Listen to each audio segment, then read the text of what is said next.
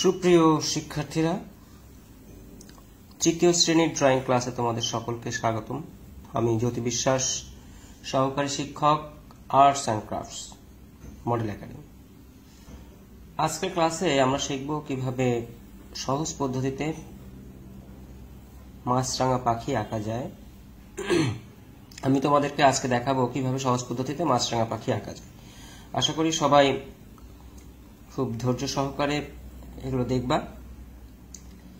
এবং গত ক্লাসের হোমওয়ার্কগুলো তোমরা অনেকেই দেখিয়েছো, আমি অনেক খুশি হয়েছি। যারা দেখাওনি এখনো, অবশ্যই তোমরা দেখানোর চেষ্টা করবে, এতে করে তোমাদের কতটুকু কি ইমপ্রুভ হচ্ছে এটা বোঝা যাবে। তো আমি শুরু করছি আজকের ক্লাস, কিভাবে সহজ পদ্ধতিতে মাছরাঙা আঁকা যায়। প্রথমে আমাদেরকে ভাবতে হবে মাছরাঙা পাখিটা আসলে দেখতে কেমন। মাছরাঙা পাখিটা দেখতে নীল এবং অরেঞ্জের, অর্থাৎ নীল এবং কমলা কালারের একটা কম্বিনেশনে একটা পাখি, যে পাখিটা সাধারণত কখনো নদীর ধারে, কখনো পুকুরে, কখনো বিলে বসে থাকে এবং মাছ খেয়ে থাকে। মাছরাঙা পাখির ঠোঁটটা সাধারণত তার দেহ থেকে একটু লম্বাটে হয় এবং পাখিটা দেখতে অনেকটা গোলগাল টাইপ, ছোট, মাথাটা বড় হয় এবং বডিটা একটু ছোট হয়। আমরা শুরু করছি। প্রথমে আমি একটা সার্কেল ব্যবহার করব, ওভাল ব্যবহার করব, ওভাল শেপ। এই ওভাল শেপ থেকে আমি আরেকটা লম্বাটে ওভাল শেপ নিব, যেটা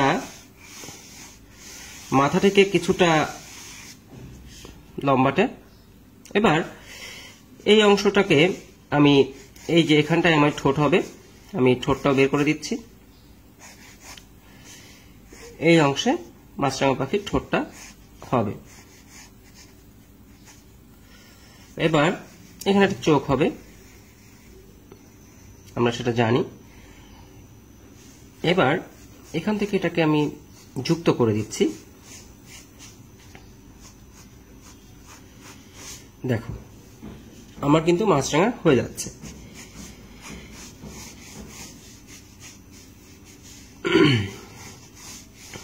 এবার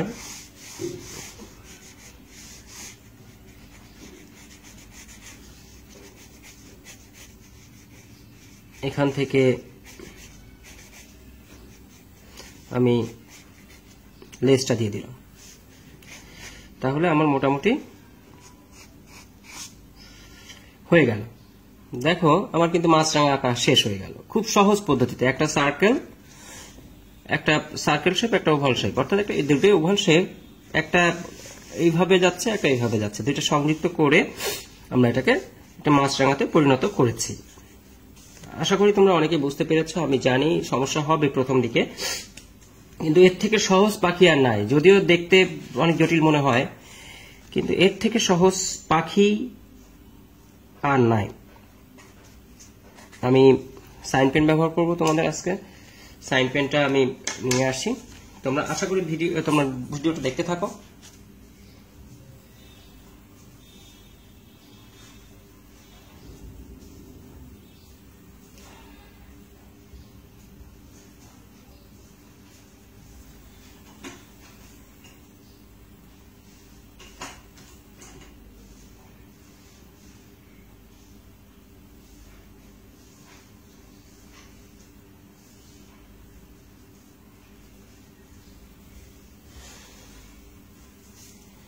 আমি বেগুনি সাইন পেন ইউজ করছি, তোমরা ব্ল্যাক সাইন পেন ইউজ করবা। দেখো, আমি জাস্ট তোমাদের বোঝানোর জন্য বা বোঝানোর স্বার্থে আমি এটা করছি।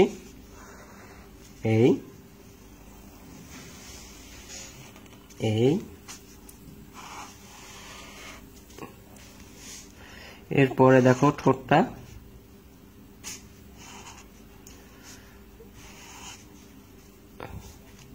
ঠোঁটটা একটু শার্প হয়, এখানে চোখটা থাকে, এখান থেকে একটু মোটা হয়ে এই আসে।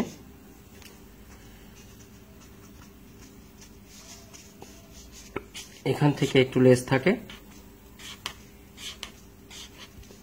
এখন পাখিটা বসে আছে কিসের উপরে? নিশ্চয় একটা ডালে। তাহলে একটা ডাল এঁকে দাও।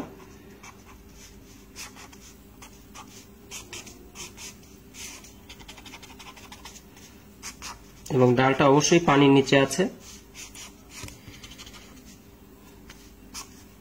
এবং ডালে কিছু কারুকাজ করে দাও, যে একটা পাতা একটা তাইকে দাও, তাহলে এটা আরো সুন্দর হবে। আশা করি তোমরা বুঝতে পেরেছো বিষয়টা পুরোটা। আমি তারপরেও ক্যামেরা ধরে দেখাবো তোমাদের, তোমরা একটু ভালো করে খেয়াল করো। মাছরাঙা আঁকার ক্ষেত্রে আমাদের এই জিনিসগুলো ফলো করলে মোটামুটি একটা মাছরাঙা পাখি আমাদের হয়ে যাবে। খুব সহজভাবে আমরা এটাকে কল্পনা করব, খুব সহজভাবে চিন্তা করব, খুব জটিলে আমরা যাব না, খুব জটিলে আমরা যাব না। সহজ, একদম সহজ যে নিয়মটা আমাদের কাছে মনে হয় সেই সহজ নিয়মটা আমরা ফলো করব। সবাই একটু খেয়াল করো। এছাড়াও তোমরা অন্য কোনো নিয়ম যদি ফলো করতে চাও করতে পারো। আমাদের যে কোনো নিয়মই তোমরা আঁকতে পারবে। আমাদের উদ্দেশ্য থাকবে একটা মাছরাঙা পাখি কিভাবে আঁকা যায়। আর অবশ্যই যারা হোমওয়ার্ক এখনো দেখাওনি, অবশ্যই তোমরা হোমওয়ার্কগুলো দেখাবে। হোমওয়ার্কগুলো না দেখালে তোমাদের কোথায় কোন ল্যাকিংস আছে আমি বুঝতে পারছি না। আর অবশ্যই আমার সাথে কমিউনিকেট করার চেষ্টা করবে কিভাবে কি করতে হবে। তোমাদের রঙের ব্যবহারগুলো আমি আগামী ক্লাসে দেখানোর চেষ্টা করব।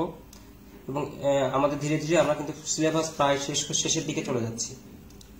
সিলেবাস আমাদের প্রায় শেষের দিকে আমরা চলে আসছি। এরপরে দৃশ্যাংশ আছে, দৃশ্যাংশ আমরা একটা দৃশ্য শিখবো, একটা থেকে অনেকগুলো দৃশ্য আঁকা যেতে পারে, সেই ধারাবাহিকতা আমি দেখাবো। যেহেতু আমাদের বইয়ের একটা প্যাটার্ন আছে, যেমন দৃশ্য 1, দৃশ্য 2, দৃশ্য 3 এভাবে দেয়া আছে, সেগুলো আমি চেষ্টা করব তোমাদেরকে দেখানোর।